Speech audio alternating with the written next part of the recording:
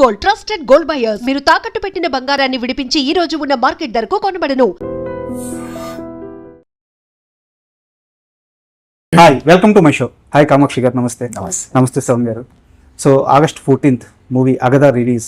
So నాకు తెలిసి cinema final copy ఎప్పుడో రెడీ అయిపోయింది.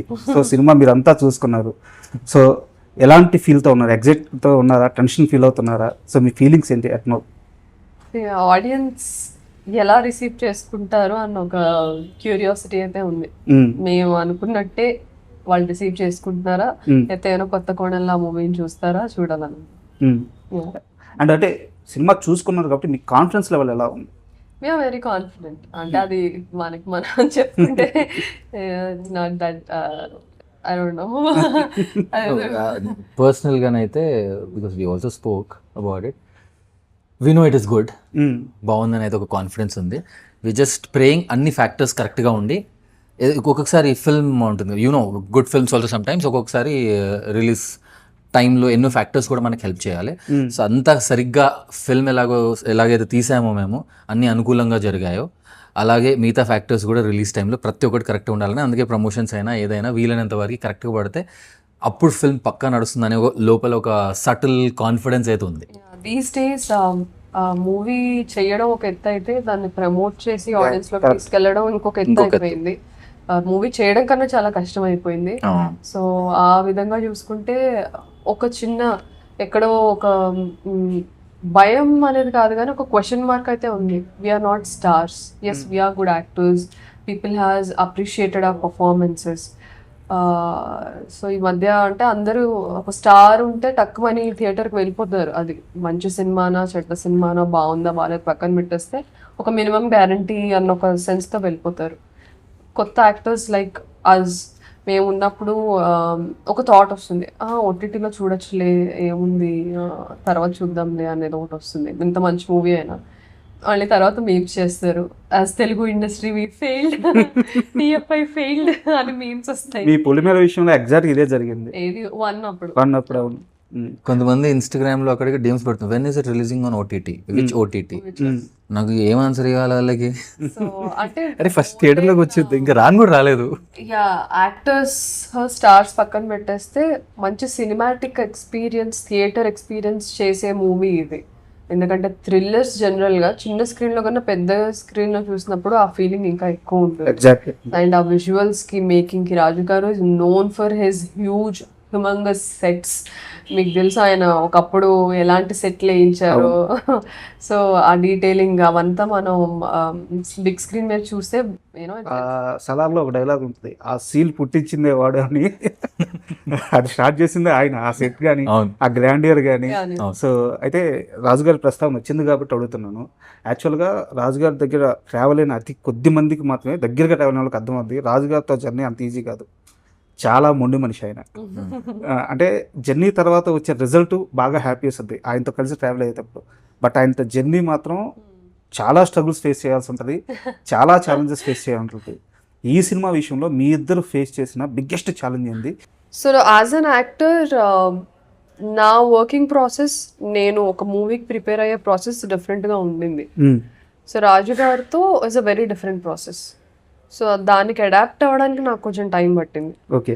సో నేను ఒక బౌండ్ స్క్రిప్ట్ తీసుకొని ఒక బౌండరీస్ గీసుకొని క్యారెక్టర్ ఇలానే ఉండాలి అని అనుకునే మనిషిని అనమాట. అంటే బ్లైండ్గా కాదు, after many months of homework ఆ కంక్లూజన్కి వస్తాను నేను. బట్ రాజు గారితో ఎలా అంటే he asks his actors to come with an open mind. I want you to perform, but I want you to not study the character because I am doing that for you and you have to trust me. Okay. So for the first time as an actor ga oka movie anedi collaborative process ani nenu eppudu namuthanu.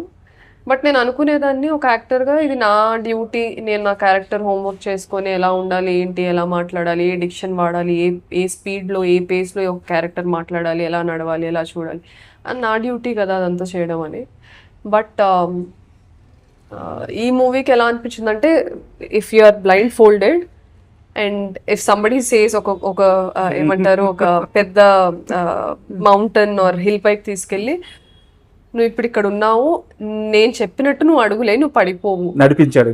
అని అంటే ఇంకా అది blind trust, అది figuratively and literally. So అదే చేశాను and it's right call. అలా రాజు గారిని blind గా ట్రస్ట్ చేసి ఆయన చెప్పినట్టు నడుచుకొని ఆయన చెప్పినట్టు సినిమాలో చేసిన హీరోయిన్స్ ఇప్పుడు బిగ్గెస్ట్ స్టార్స్ ముంబైలో సెటిల్ అయిపోయి ఉన్నారు. నేనైతే ఇక్కడే సెటిల్ అవుతానండి, మీరు వెళ్ళిపోమన్నా నేను వెళ్ళను. ఈ ఎక్స్పీరియన్స్ చెప్పండి, మీకు బిగ్గెస్ట్ ఛాలెంజ్ అనిపించింది. ఫస్ట్ నేను ఆల్రెడీ రాజు గారితో నా సెకండ్ ఫిల్మ్ కాబట్టి సో ఒక సెన్స్ ఉండే నాకు రాజుగారి థాట్ ప్రాసెస్, వర్కింగ్ స్టైల్, ఏం ఎక్స్పెక్ట్ చేస్తారు యాక్టర్స్ నుంచి అనేది. Of course as a creator only తనలో ఒక డిఫరెన్స్ ఉంది. డర్టీ హరి తను ఎలాగైతే అప్రోచ్ అయ్యారో దీని అప్రోచ్ అయ్యే స్టైల్లోనే తన థాట్ ప్రాసెస్లో డిఫరెన్స్ ఉంది నాకు. అది ఆ ఒక్క డిఫరెన్స్ తప్ప నేను ఏం ఎక్స్పెక్ట్ చేయాలో నాకు తెలుసు. What I should and what I should స్కూల్కి వెళ్ళున్నారు కాబట్టి అది ఉండే. దీంట్లో వేరే రకమైన ఛాలెంజెస్ డెఫినెట్గా ఉండే. బట్ నేను ఇంకోటి జెన్యున్గా స్ట్రాంగ్గా బిలీవ్ చేస్తాను, మోర్ ఆర్ లెస్ ఇది common factor. You know creative, intelligent people are stubborn. So then I have done enough work to experience these kind of people. ఇంకో విషయం ఏంటంటే ఈ సెట్ లో everybody are stubborn, everybody were stubborn. నేను creative space లో I was stubborn, he was stubborn, జో, everybody was stubborn. But when it came for creative instinct వచ్చేసరికి ఇంకా మేము అందరం we're like he's the captain of ship, we have to give it. So ఆ professionalism మమ్మల్ని save చేసింది, లేకపోతే అందరు స్టబన్ పీపుల్ ఉన్నారు సెట్ లో. సూపర్. అయితే అగదా గురించి కాస్త పక్కన పెడితే నాకు మీ ఇద్దరికి సంబంధించిన పర్సనల్ అంటే మీ వ్యక్తిగత జీవితానికి సంబంధించిన ఒక చెరువు క్వశ్చన్ ఉంది. అండ్ చలం మైదానం పుస్తకం గురించి ఓపెన్గా మాట్లాడడం చాలా మంది స్త్రీలు ఆ డేర్ చేయరు. అవునా? యా, చాలా మందికి మైదానం పుస్తకం అంటే ఒక సేయింగ్ కాదు, అప్పుడు నిజంగా జరిగింది. అవును, మైదానం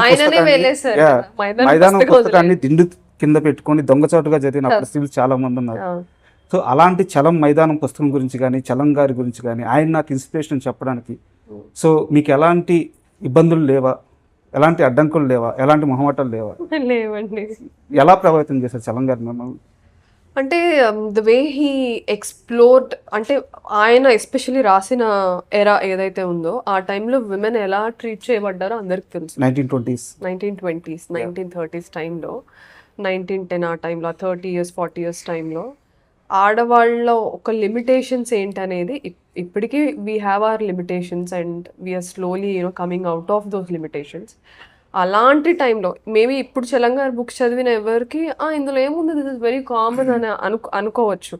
ఆర్ ఈ రైటింగ్ ఇప్పుడు ఏం చాలా మూవీస్లో కూడా వచ్చాయని అనుకోవచ్చు. బట్ ఆ స్పేస్ ఆఫ్ టైంలో ఇప్పటికీ కొంతమంది డైరెక్టర్లు ఆర్ క్రియేటివ్ పీపుల్ స్క్రీన్ పైన డేర్ చేయలేని, ఎక్స్ప్లోర్ చేయడానికి డేర్ చేయలేని బుక్స్ ఆయన రాశారు.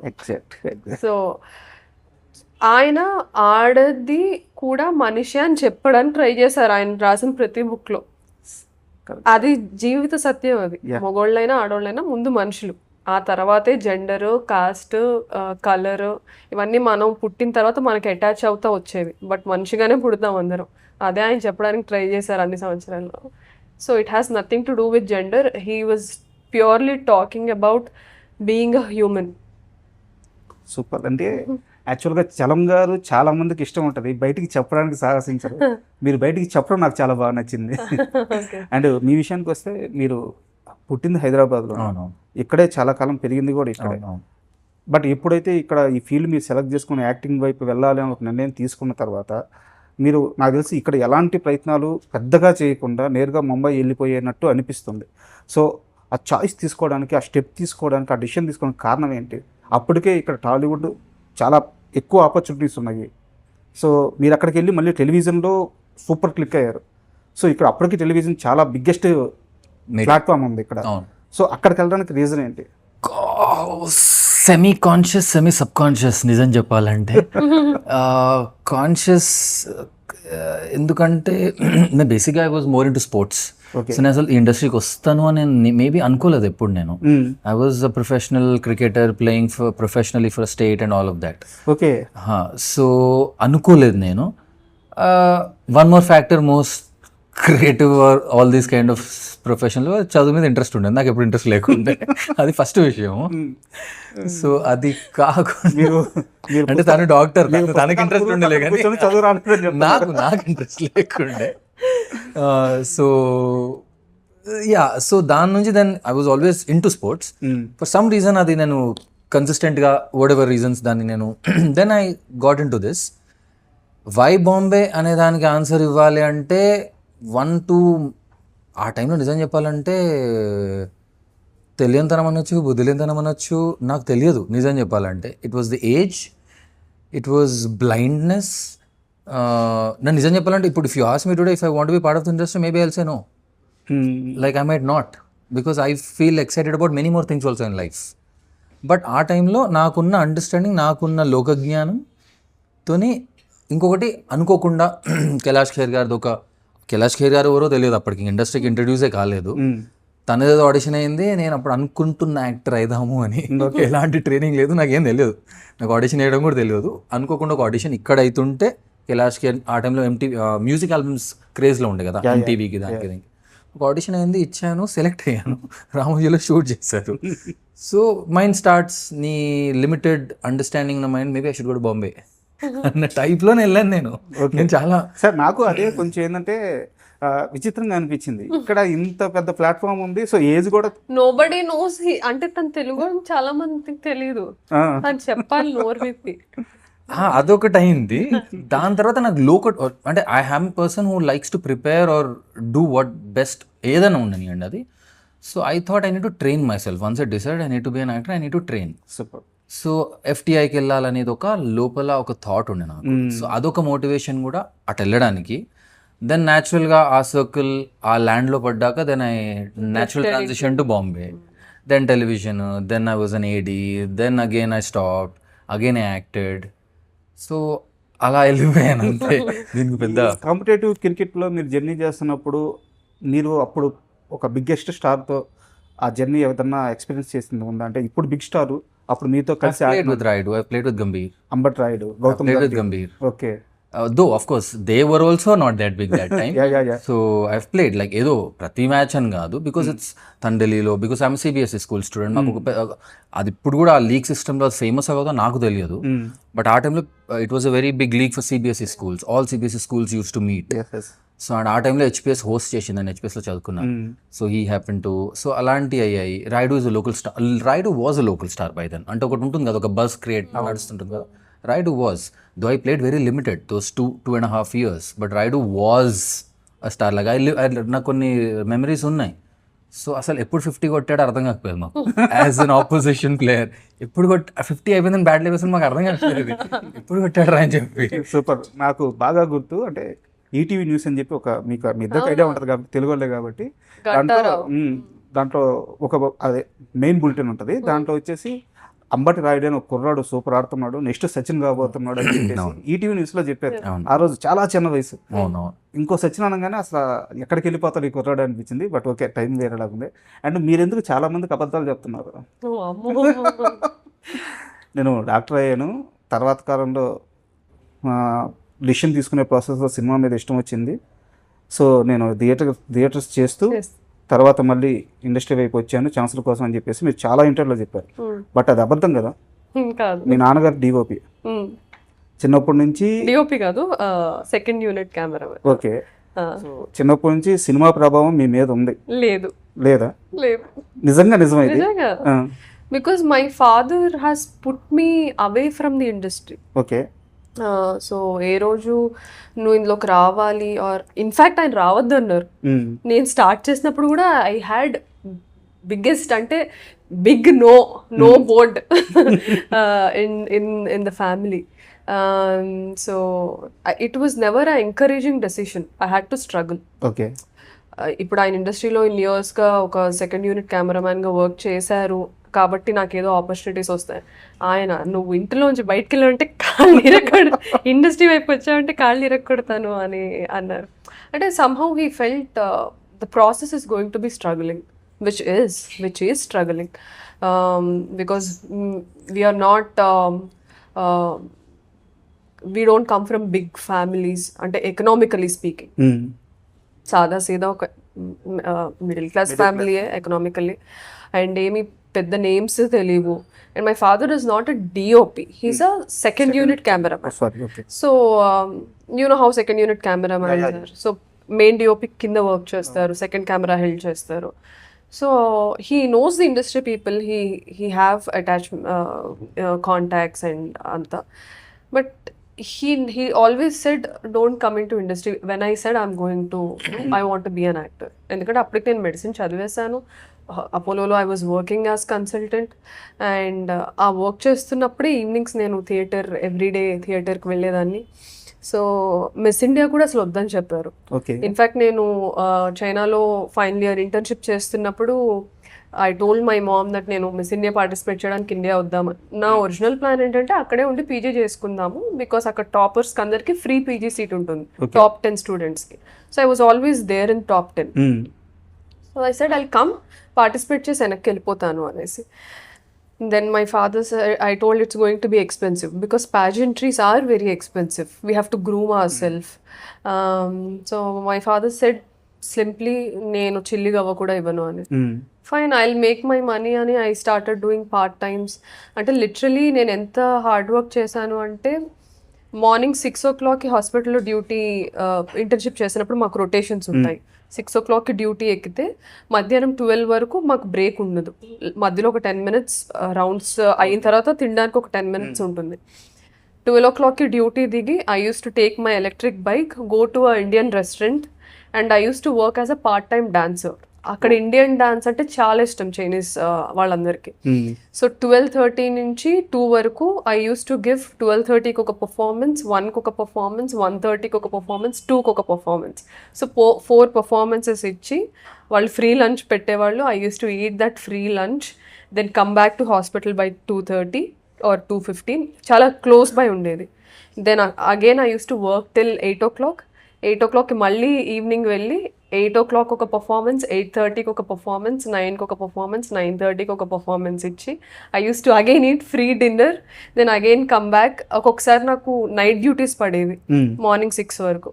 సో నైట్ ఇంటికి వచ్చి I use to just revise next day ఏమేమి పేషెంట్స్ మాకు ఉంటాయి కదా షీట్స్ అన్ని చేసి పడుకునేసరికి I hardly use to get 5 hours of sleep every day. So ఇలా నేను ఆల్మోస్ట్ 1 year చేశాను to save my money, because my father said I'm not going to pay your money, నీ dream you have to work hard, నేనైతే encourage చేయట్లేదు అనేసి. So I told my mom okay fine, నా dream నేనే hard work చేసుకుంటాను. So it was always a opposition and friction అయితే ఉండింది. There is nothing to deny about it. And yes, he has been in the industry, but I was nowhere close to the industry. I only know my father works in industry. I don't know anybody from the industry. And నేను ఎప్పుడు వాడుకోవాలని కూడా అనుకోలేదు. నా dream ఇది, నా కష్టం పైన నేనే ఎదుగుతాను. Fine, fair enough. మీరు భయం వల్ల సపోర్ట్ చేయలేదా, లేకపోతే అతి జాగ్రత్త వల్ల సపోర్ట్ చేయలేదు, అదంతా secondary discussion. My dream I will work hard. నా దాంట్లో జెన్యూనిటీ, నా కష్టంలో జెన్యూనిటీ ఉంటే ఆపర్చునిటీస్ అవే వస్తాయని నమ్మాను. అండ్ టుడే ఆ నమ్మకం నిజమైంది. అంటే అంత ఈజీగా వచ్చిన సక్సెస్ కాదు ఇది, చాలా జర్నీ ఉంది. చాలా, నేను I just told you one instance అంతే. అండ్ మళ్ళీ అగదా విషయానికి వస్తే, టీజర్లో చాలా ఫ్రేముల్లో ఆ విగ్రహం కనిపిస్తుంది మెయిన్గా. సో సినిమా కథకి ఆ విగ్రహానికి ఏంటి లింక్ ఏంటి అంటే మీరు చెప్పకపోయినా అది ఎంత ఇంపార్టెంట్ చెప్పండి. చాలా చాలా చాలా చాలా ఇంపార్టెంట్. రాజు గారు చాలా దగ్గర ఉండి, మీరు ఆ మూవీలో ఆ విగ్రహానికి ఎస్టాబ్లిష్మెంట్ షాట్ ఉంది, ఇఫ్ యు సీ, అది చాలా దగ్గరుండి చేయించారు. ఐస్ దగ్గర నుంచి, చేతికుండే పోస్చర్స్ నుంచి, ఆ అమ్మవారికి ఉన్న ముద్రలు కూడా చాలా డీటెయిలింగ్గా ఆయన స్క్రిప్ట్కి సింక్ అయ్యేలాగా చేయించుకున్నారు.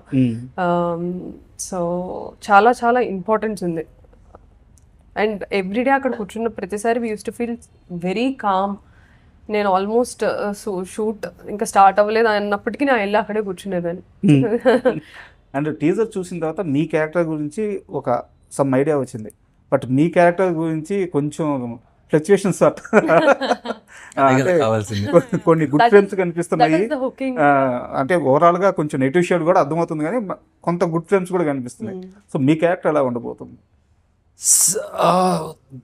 దట్ ఈస్ ద ఫ్యాక్టర్, అదంతా ఓపెన్ చేయలేము, అందుకే కూడా టీజర్లో ట్రైలర్లో మీకు అనిపించినట్టు ఉంది. Of course the divine representation అనొచ్చు, లేకుంటే ద ఉమెన్ పవర్ అనొచ్చు, తనది క్లియర్ ఉంది, నాది కన్ఫ్యూజన్ ఉందని తెలుసు.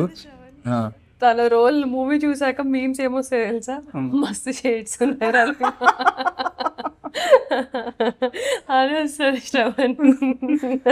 I don't mind. I don't mind. I definitely don't mind. Yeah, అదే అంటున్నా. బిగ్గెస్ట్ నేను అదే అంటాం. I would like it.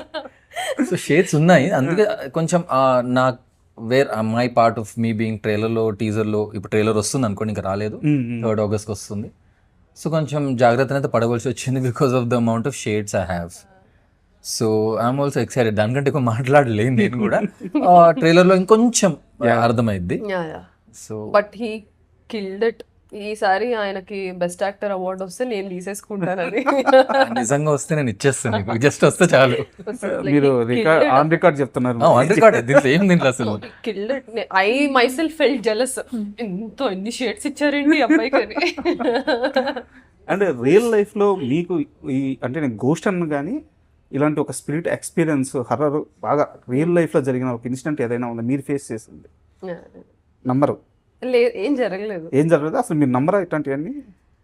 నమ్మడం అని కాదు, నమ్మకాలతో సంబంధం లేకుండా ఉంటాను అంతే. ఓకే, ఉంది అంటే ఉంది, లేదు అంటే లేదు. ఇప్పుడు ఎవరైనా వచ్చి నాకు చెప్తారు ఇలా ఇలా అయింది, ఇలా అయిందంటే ఓ అవునా అని అనుకుంటాను అంతే.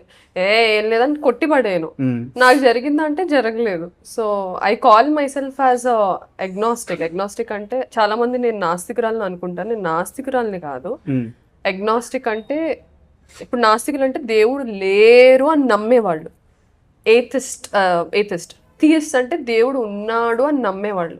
అగ్నోస్టికర్స్ ఈ నమ్మకాలతో సంబంధం లేకుండా వాళ్ళు బ్రతుకుతా ఉంటారు. రియలిస్ట్ అంతే.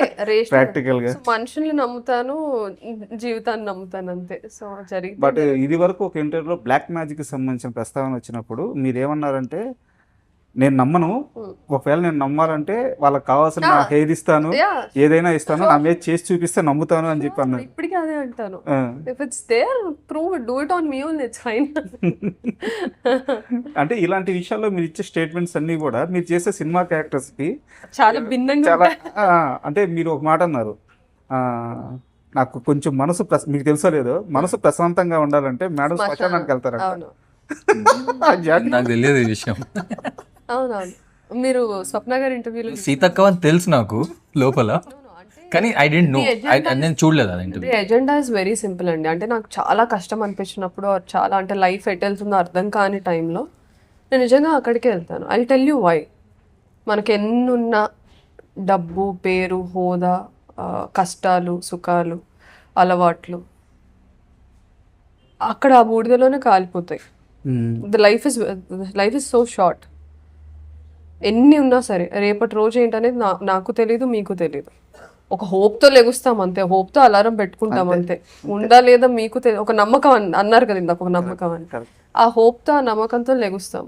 So when I see that's happening in front of my eyes, I feel like మనం అన్నీ దీని ముందు చాలా చిన్నవే కదా, ఆఖరికి ఇక్కడే అందరూ ఎండ్ అయ్యేది. సో దేనికి ఇంత వెంపర్లాడాలి? It's fine. పోయింది, ఫైన్. ఉంది, ఓకే.